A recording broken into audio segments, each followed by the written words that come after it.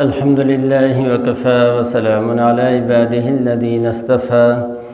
أما بعد فأعوذ بالله من الشيطان الرجيم بسم الله الرحمن الرحيم إن الله لا يغفر أن يشرك به ويغفر ما دون ذلك لمن يشاء ومن يشرك بالله فقد افترى إثما عظيما ألم تر إلى الذين يزكون أنفسهم بل الله يزكي من يشاء ولا يظلمون فتيلا انظر كيف يفترون على الله الكذب وكفى به إثما مبينا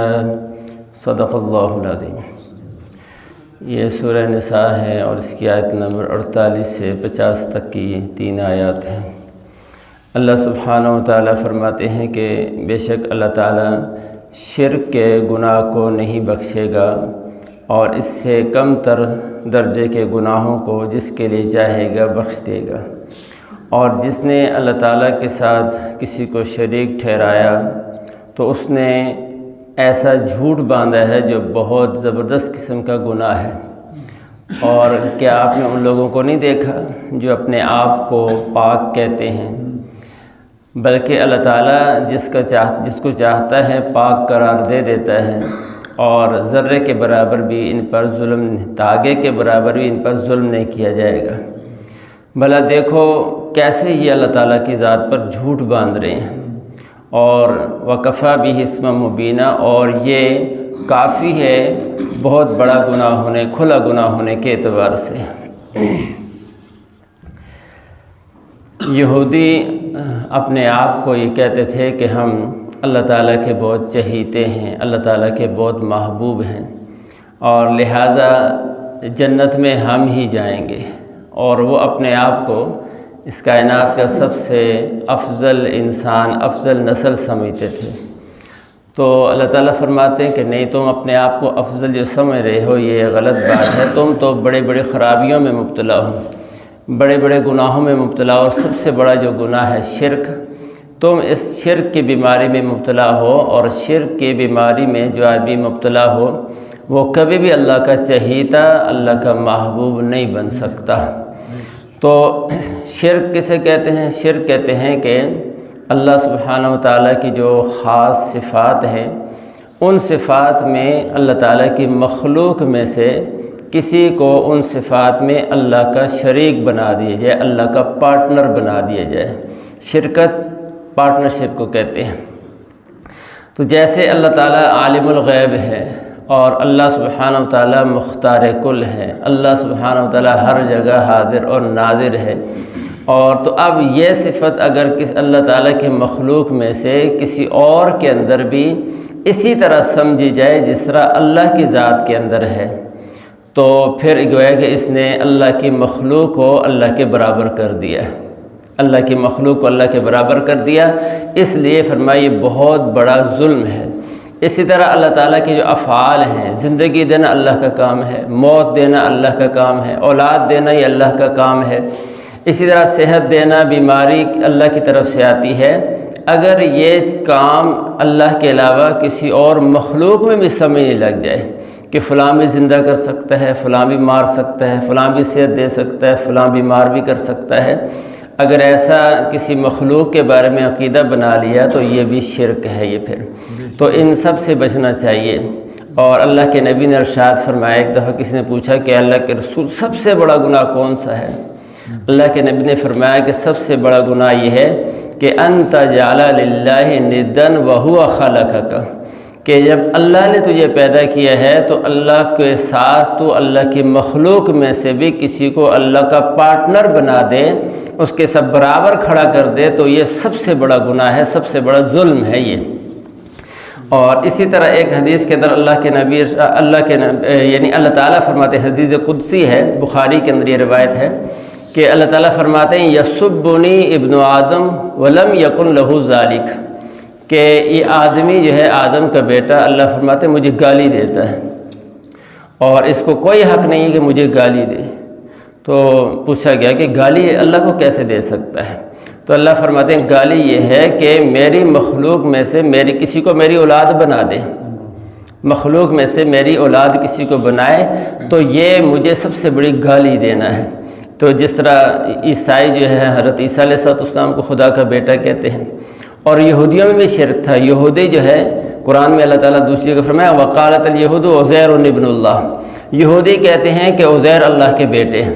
تو یہودی بھی اس شرک میں مبتلا تھے اور بھی ان کے اندر شرک تھے، اور یہ اپنے آپ کو اللہ تعالیٰ کا چہیتا، اللہ کا بیٹا بھی کہتے تھے وقالت الیہود والنصارى نحن ابناء اللہ واحباؤہ، کہ ہم اللہ کی اولاد ہیں۔ یہودی یہ کہتے ہیں ہم اللہ کی اولاد ہیں، اللہ کے چہیتے ہیں، لہذا جہنم میں ہم نے نہیں جانا، ہم نے جنت میں ہی جانا ہے۔ تو اللہ فرما رہے ہیں یہ بہت بڑا شرک ہے، اپنے آپ کو اللہ کی اولاد کہنا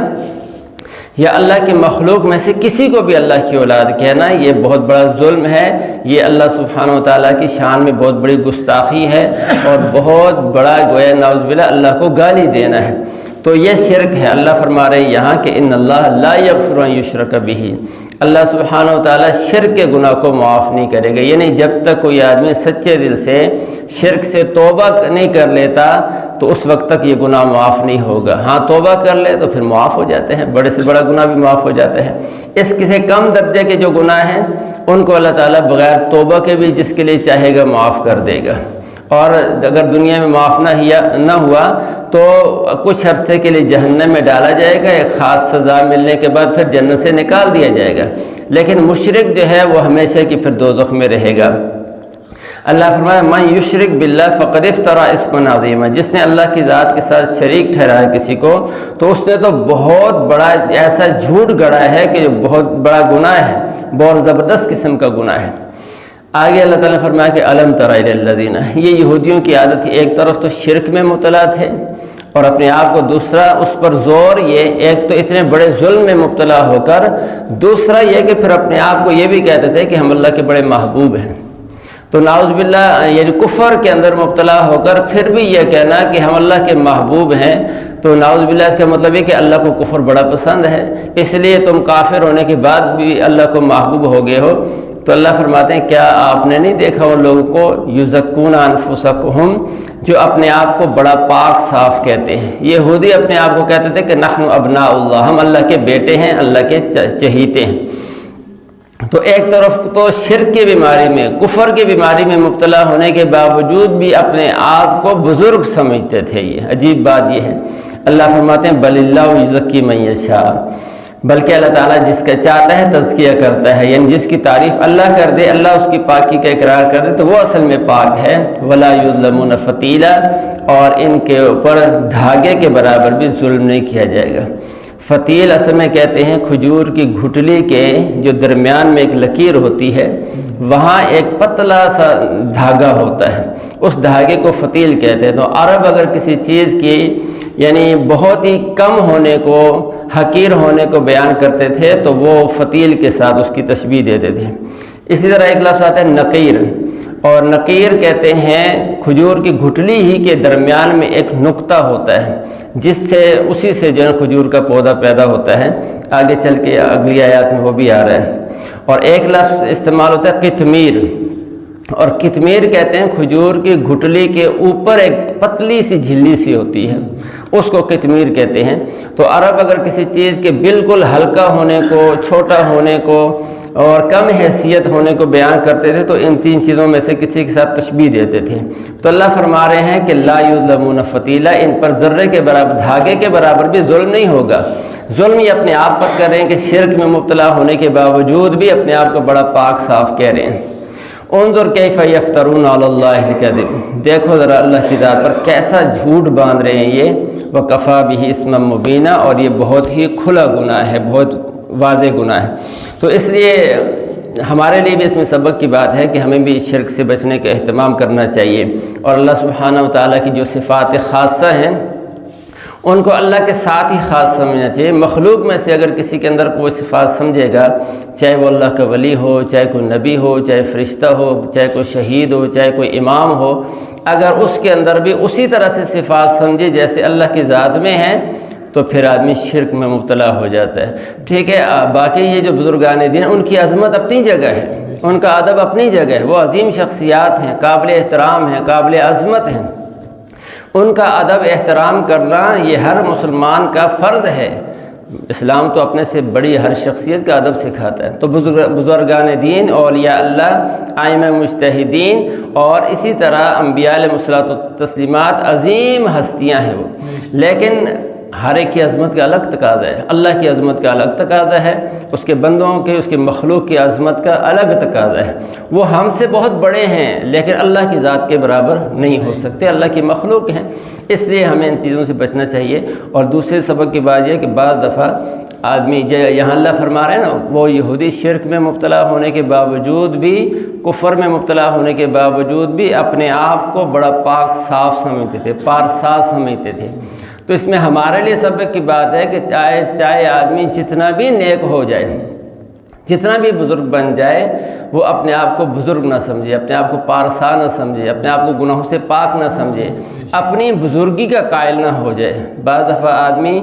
دوسروں کے عیب نظر آتے ہیں، دوسروں کے گناہ نظر آتے ہیں، اپنے گناہ آدمی کو نظر نہیں آتے، اپنی نیکیاں ہی نظر آتی ہیں۔ تو ایسا نہیں ہونا چاہیے، بلکہ اپنی خطاؤں پر نظر ہونی چاہیے اور دوسروں کی نیکیوں پر نظر ہونی چاہیے۔ اللہ تعالیٰ مجھے آپ کو عمل کرنے کی توفیق نصیب فرمائے۔